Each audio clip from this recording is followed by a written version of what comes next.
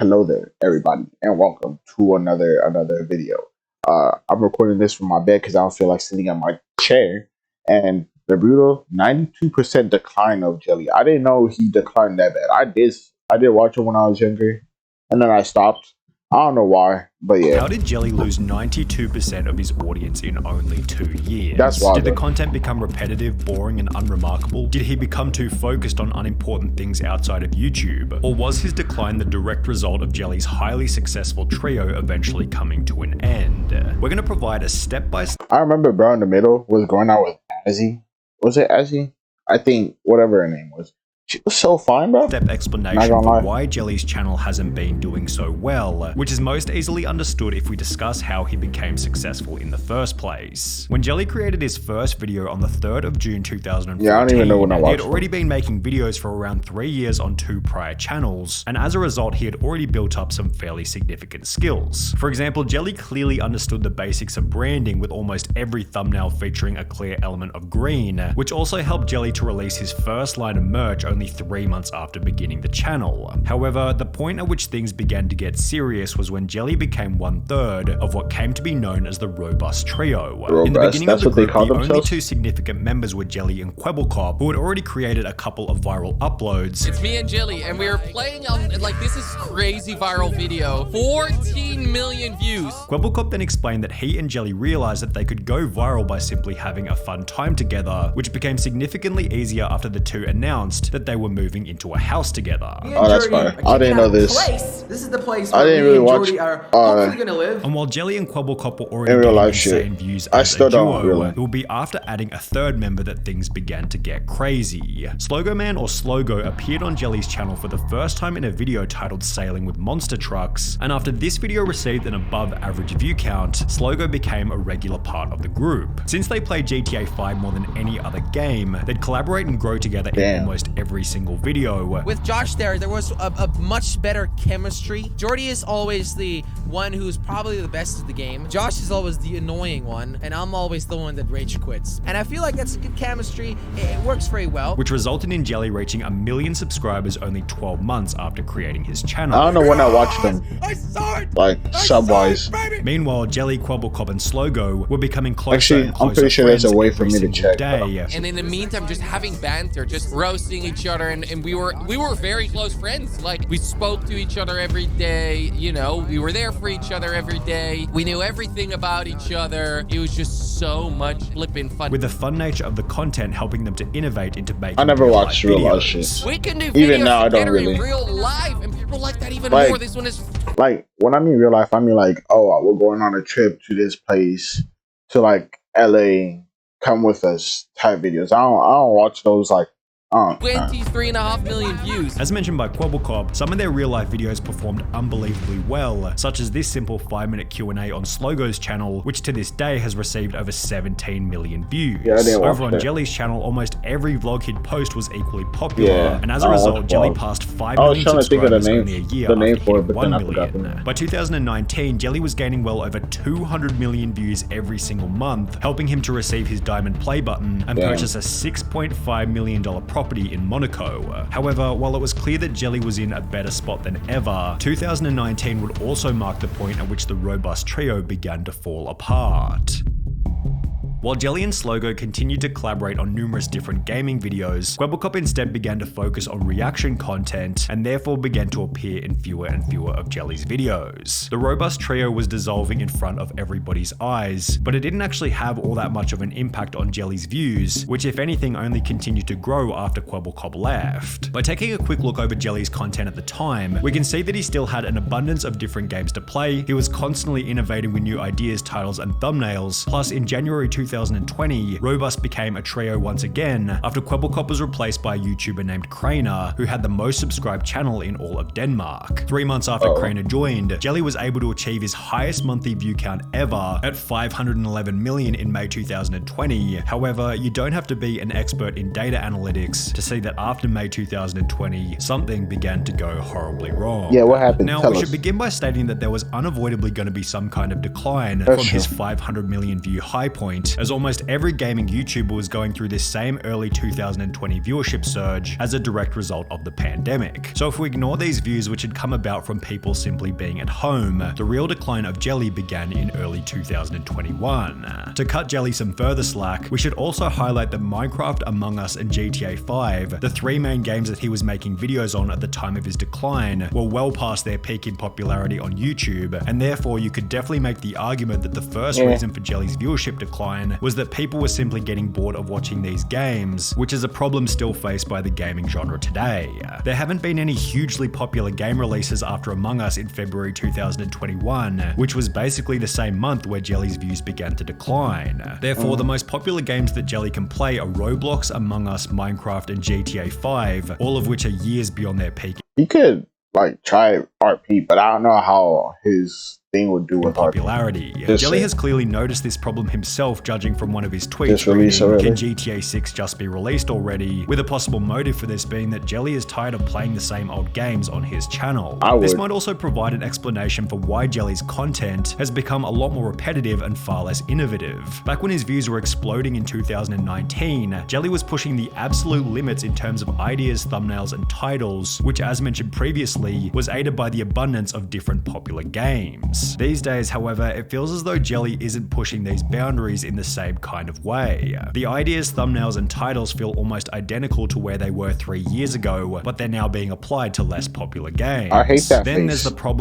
I don't know why people add that face, like that shocked face, like you just did something amazing, bro. Like that's not gonna make me click on your video. I don't know who sees that face and clicks on videos. So, like if you actually see that face and it's like, oh shit, what the fuck happened in the videos? I gotta click on it right now to see what happened. Let me know, because I don't even know. Of the content itself, which in all honesty just doesn't feel like there's that much effort going into it. Like almost everybody does that shocked face. Is fantastic, but they give off the vibe that Jelly's just played some random game for 30 minutes, sent the footage off to his editor, and taken the rest of the day off. Now, I'm sure that this certainly isn't the case, but for some inexplicable reason, Jelly gives off the vibe that he isn't as committed to the content as he used to be, which is an absolute necessity for the growth of a channel. It's no coincidence that a creator like Mr. Beast is constantly going out of his way to reiterate that he wants to be doing YouTube for at least another decade. He's signaling to the audience that he's in it for the long run, and he knows that as soon as you stop committing to your YouTube channel, the audience will as well. Meanwhile, Jelly does the opposite to this by stating that he sees his own channel as being dead. I'm not on this list. Where on this list do I belong? I'd consider myself pretty dead. Hey, I consider myself to be in the dead category as well, all right? I'll chill with you over there. And to make things even harder for himself, Jelly makes it very obvious that he's distracted by unnecessary things from outside of his channel. I have a challenge. Didn't they get married or some shit? Every computer in your house, your mom's, your dad's, your sister, your brother's.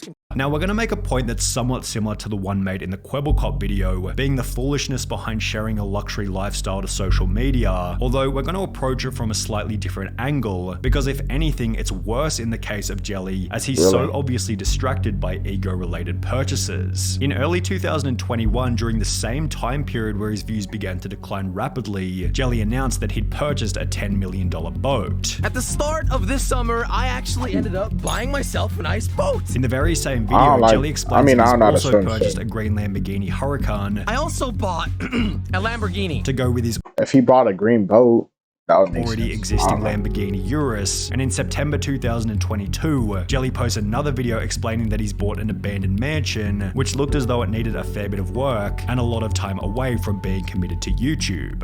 It's a bit of a mess. I didn't make the mess, okay? I just bought it like this. So why is this a problem? I see so many business people get burned, and what they do is they start making some money, and then their lifestyle just creeps and it grows into this massive hungry beast that then consumes them. And what you've got to be very careful with is you can't let the byproducts of your thing distract you from your thing. This is Sam Ovens. I don't know how to say his name. Either that's what LeBron said. Like, keep the main thing the main thing. Like, LeBron's kept the main thing basketball. I've heard it. I think he said it. I don't know who said it, but I think it came from his mouth. Don't quote me on that. But bro was like, always keep the main thing the main thing. Or KSI has said that shit too sometimes. Like, keep the main thing the main thing. Like, when you don't keep the main thing, then you can't really grow because people know you from that main thing, right?